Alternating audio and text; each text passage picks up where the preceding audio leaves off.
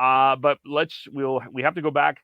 Bruce Boudreau, we met with the media on Monday, and Boudreau said a lot of wonderful things, including that he told Jim and Patrick that he would like to be back.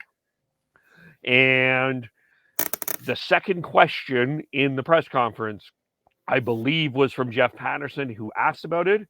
And they said they wanted Bruce back. But the caveat is they would not commit long-term to Bruce. So that turned Vancouver media and Vancouver Twitter into a storm. As Chris says, Vancouver's Twitter's got a Vancouver Twitter.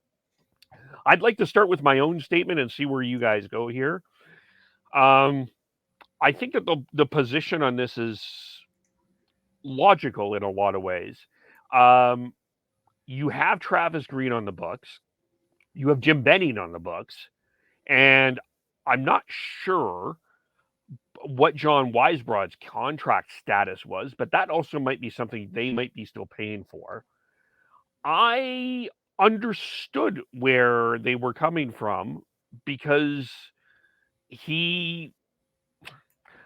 you're already paying for a coach, and I think that Rutherford was wise in saying you don't want to be paying long-term for another coach if he doesn't work out. And coaching in the NHL seems to me to be a year-by-year position, except for maybe 3 or 4 coaches in this league right now. It's a year-by-year proposition. I didn't really... So from my perspective, I didn't have a problem with it, but we never had a chat about this too much. So tell me where you're at. I mean, I don't think you're far off there, Kev. To me, like, it seems like if Jim's saying that he doesn't want to commit long-term because of other guys that are in the books and how volatile the coaching market is, I kind of agree with that logic.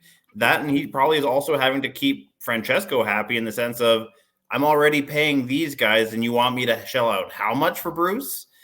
So, like, yeah, to a certain degree, he has to manage that relationship as well. So I kind of see where Jim's coming from, and I'm not opposed to that strategy. It's a little bit of a gamble because, Bruce might end up choosing his option and going somewhere else, but that's his choice and it's up to him. It's part of the contract that he's allowed to do so. So, yeah. If you look at what Jim Rutherford did in Pittsburgh, and Patrick Alvin was part of that, when they hired on Mike Sullivan halfway through the year, and he won a cup in that first year. He wasn't given a extension until halfway through the following season, and it was a very similar 2-year deal that Sullivan signed, according to Cap Friendly. So this isn't without precedence with those two leading the way with this management team, and everything that we've got with Rutherford and once Allvin was hired on, it's patience. It's taking as much time as you can conceivably take to make a decision before doing so.